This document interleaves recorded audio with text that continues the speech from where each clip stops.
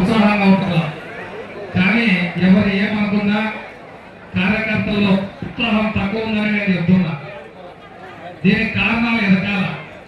మనకు 2024 ఎలక్షన్లకి ఎంత కష్టపడి ప్రతి ఒక్కరూ ప్రతి క్షణం కష్టపడి ఈ రోజు ప్రతిపక్ష హోదా లేకుండా చేసినటువంటి మనం ఈ రోజు అమరస్థానంతో ఉన్నామనే విషయం ఈ సభాపతిగా తెలియజేస్తున్నాం.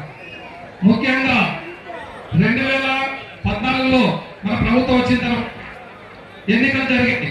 స్థానిక సంస్థల ఎన్నికలు జరిగినప్పుడు దాదాపు 60-40 వ్యవధిలో ఆ రోజు ఎన్నికల్లో మనం గెలిచి ఉంటాం. అదే 2019 ఈ జగన్మోహన్ రెడ్డి ప్రభుత్వం వచ్చిన తర్వాత స్థానిక సంస్థలో ఎలా జరిగిందో వ్యవస్థ మనం అందరూ గమనించాం. ఎక్కడ కూడా కనీసం మనము నామినేషన్ వేస్తే మనం పోయి ఓటు అడిగి అభ్యర్థించడానికి కూడా అర్హత లేకున్న రోజు మనం ఎలక్షన్ వదులుకున్న సందర్భాలు ఉన్నాయి.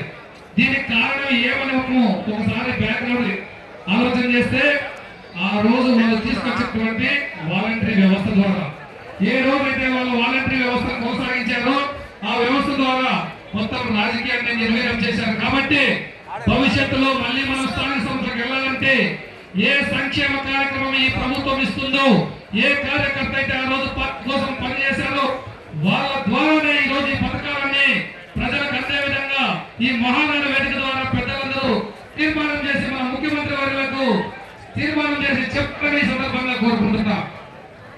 దీనిపైన మీ యొక్క అభిప్రాయం చెప్పాలని సభలో చెప్తున్నా.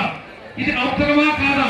ఈ అవకాశం ఇస్తే వైసీపీ గవర్నమెంట్ లో వాళ్ళు ఏమైనా 5,000 రూపాయలు తీసుకొని వాలంటీర్గా ఉన్నారేమో. ఈ అవకాశమే ఇస్తే మన తెలుగుదేశం పార్టీ కార్యకర్తలు ఎక్కడ కూడా పేమెంట్ లేకుండా స్వచ్ఛందంగా వాలంటీర్లుగా మేము పనిచేసి ప్రజలకి మేము ఈ సంక్షేమ కార్యక్రమాలు అందిస్తామని ఈ సందర్భంగా తెలియజేస్తున్నా. అంతేకాకుండా ఈ రోజు ఈ సభ ద్వారా నేను మా నియోజకవర్గంలో పేరూరు ప్రాజెక్ట్ ఆ రోజు ప్రారంభించారు. మధ్యలో రైతులు కూడా డబ్బులు ఇవ్వలేదు, అది అనేక విధంగా ఆ రోజు ఆపేశారు. ఈ రోజు దానిపైన దృష్టి తీసుకొచ్చి ఈ ప్రభుత్వానికి తెలియజెప్పి వాటి నిధులను సమకూర్చి తప్పకుండా పేరూరు యొక్క పరిటాల రవీంద్ర ప్రాజెక్ట్ కాలువని త్వరితగతిన పూర్తి చేయాలని సందర్భంగా కోరుకుంటున్నా. ఇంతకాకుండా నేను ఒక్క విషయం చెప్పదలుచుకున్న సమయం లేదు కాబట్టి మొన్ననే మన మంత్రివర్యులు మాట్లాడారు. ఇది నేను మాట్లాడచ్చు మాట్లాడకూడదు నాకు తెలియదు, కానీ తప్పైతే క్షమించండి.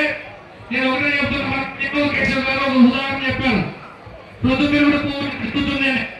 ఓకే, నేను యాక్సెప్ట్ చేస్తున్నా. సార్ చెప్పింది వాస్తవమే. ప్రొద్దుతిరుగుడు పాలన ఎవరైతే తిరుగుతున్న విషయం మీరు కూడా గమనించాలా. ఇదే పయ్యావు కేశవ్ గారు మా మండలంలో పనిచేసినటువంటి సిఐ మా సెల్ ఫోన్ వినుకొని మమ్మల్ని నాన్న దుర్భాషలు ఆడి ఎన్నో కేసులు పెట్టి ఇంత ఇబ్బందులు పెట్టిన ఒక సిఐ గారిని, అదే విధంగా మన జిల్లా అధ్యక్షుడు పార్థసారథి గారు కూడా మీరు పబ్లిక్ లో చూసే ఉంటారు. కరోనా సమయంలో ఏ విధంగా ఒకరిగా మాట్లాడిన విషయాన్ని అంత దూషించిన వ్యక్తిని ఈ రోజు అదే పయ్యావు కేశవ్ గారు ఎలా సీఎంగా నిర్మించుకుంటారని ఈ రోజు సందర్భంగా తెలియజేస్తున్నా. కాబట్టి ఏది ఏమైనా పెద్దలు కూడా ఆలోచన చేయండి. మీరు ఎవరైనా తీసుకోండి, కానీ ఒకసారి ఆ నియోజకవర్గంలో పనిచేశారంటే మరి ఎంతవరకు చేశారని ఒకసారి ఊహించి మేము చాలా ఇబ్బందులు పడ్డాం. కొద్దిమంది పార్టీగా విజయంగా పనిచేశారు కాబట్టి ఆ బాధతో చెప్తున్నాం. కాబట్టి దీంట్లో ఏదైనా మా తప్పుంటే క్షమించమని కోరుకుంటూ ఈ అవకాశం ఇచ్చిన మీ అందరికీ మరొకసారి ధన్యవాదాలు. జై హింద్.